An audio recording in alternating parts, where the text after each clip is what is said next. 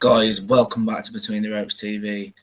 Now, we're going to be reacting tonight to Lawrence Okolie's unanimous decision win over Michal Cieslak. Now, we'll get straight into the main event. And, let's be honest, it was a scrappy fight, wasn't it? Cieslak, he mainly wanted to just hold and then hit behind the back of Okolie's head. And I agreed with Andy Lee.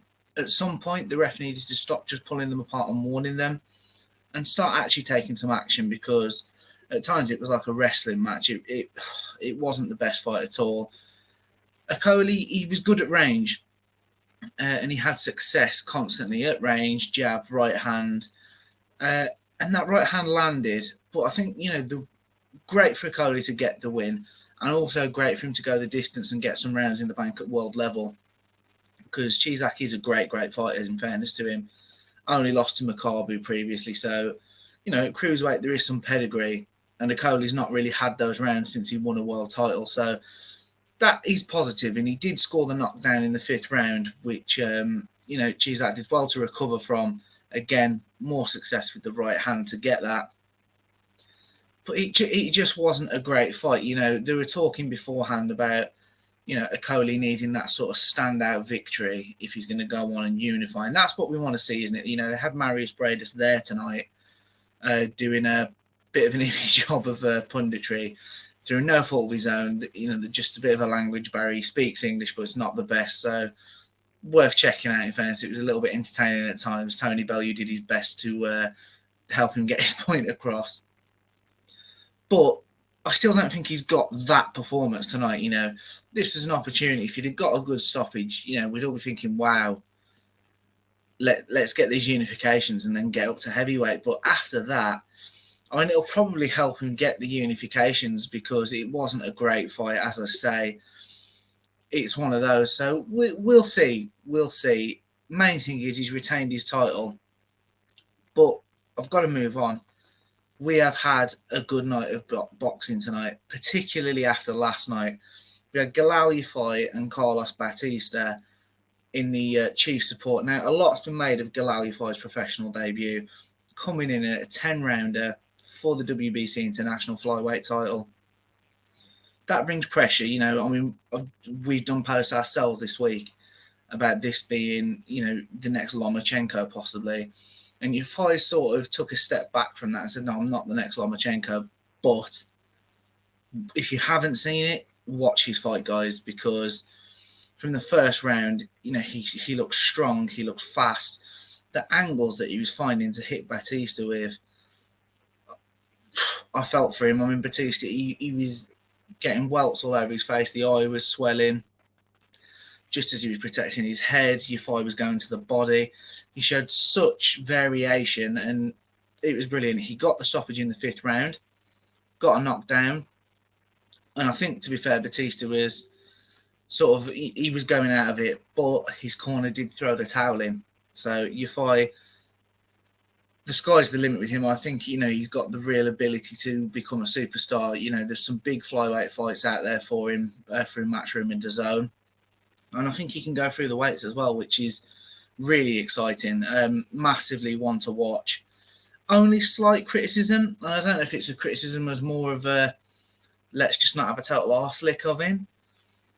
He was guilty of staying on the inside and trading at times. So he did get caught a few times. But even that is a positive, because he showed the chin. He did, he never really looked wobbled. And he was throwing a lot of punches. And his engine, like I say, through 5 rounds, throwing a lot of punches consistently. And he wasn't even breathing. So really excited for what's next. There was talk of him being on the Taylor Serrano bill, or even the Canelo Bivol bill, which he looked quite happy himself at. So excited about his future, definitely. Next, we've got, straight out of a Rocky film, to be honest, Jordan Gill and Karim Guerfi for the featherweight European title. Wow, I don't even know where to start. Jordan Gill started quite slowly, I think it's fair to say. And he was trying to be busy behind his jab in the earlier rounds, but he was having to work really hard for his successes. It sort of fizzled out a little bit, and no one. It was tough to score. I think both men were trying with little success. And then, in fairness, Guerfi had a strong 6th round. Then he got the knockdown in the 7th, and that's when this fight started to change, because I don't think Jordan Gill, his legs didn't really recover, and then he was trying to survive, and I had to Google it because it was like a wrestling move. He got put down on the top of his head, to be honest, and he looked knocked out when he landed the head. So if you've not seen the fight, guys, definitely check it out, because it was scary. It genuinely was. This is, people talk about, wrestling being fake, but obviously we know people can get hurt.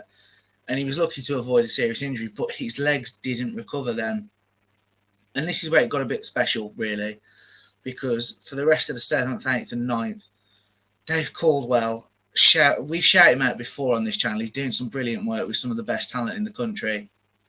But he was in Gill's ear. He told Jordan Gill, don't leave the corners, don't leave the ropes until your legs are back. And he was in his ear, coaching him through every single step. So massive, massive shout out to Jordan Gill. And then Jordan Gill just landed this right hand from the gods and just knocked Guerfi out. And I think, in fairness, Guerfi will probably feel a bit gutted. He did, obviously, he'd left himself open to, and Jordan Gill had success in the 8th round, similar right hand off the ropes. So the warning signs were there for him. But Dave Caldwell and Jordan Gill tonight, they deserve that win. And Jordan Gill's had a lot of bad luck, so I'm absolutely buzzing that he's now a European champion. They said afterwards, perforated eardrum, and he looked like he possibly had a knee problem as well. He went down after the fight.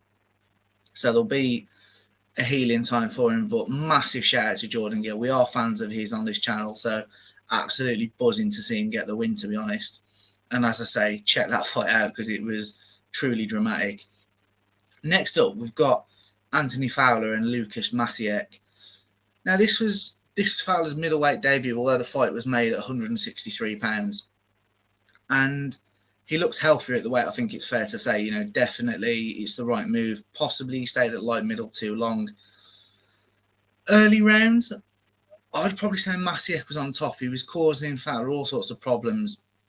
He was just busy. Fowler's left hand was low. And through the first 3 rounds, I think it's definitely fair to say Maciek was landing consistently. And then the 4th round, really, Fowler started to establish himself a little bit more, and he grew into the fight. And don't get me wrong, it was a good win for him. Unanimous decision win. And probably from round 6 onwards, at times Maciek was just trying to hear the final bell. And, we saw why he's never been stopped.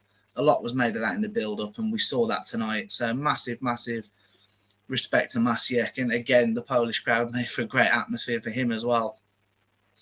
But I'm excited to see what we'll get next with Anthony Fowler, because while he looked good tonight, I think he'll know he's got to do more.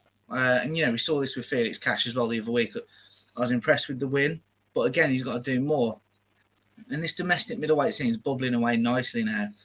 I'd love to see Cash or Fowler in with the likes of a Liam Williams. Now, Liam Williams has got to take a step back, hasn't he? Obviously lost to Andrade. He's then obviously lost to Eubank Jr. a couple of weeks ago. So that's a fight I'd like to see. We're fans of Anthony Fowler, and I know he's a little bit Marmite, but I'm glad he's got the win, and I'm excited to see what's next. Moving down the card again slightly, Fabio Ward versus Daniel Martz. Bit of a strange, it was a 2-round demolition, really, for Fabio Wardley.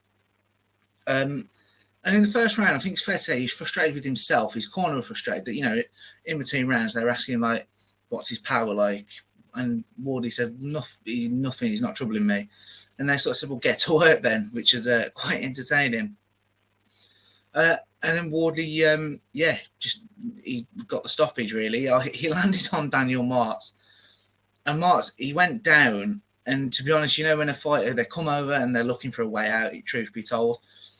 He did get up, he took a couple more, went down again. But he was making as if he had a jaw issue. Obviously, I'm not insinuating he's faking injury, but he definitely didn't want to be in there once Wardley got to work and started landing.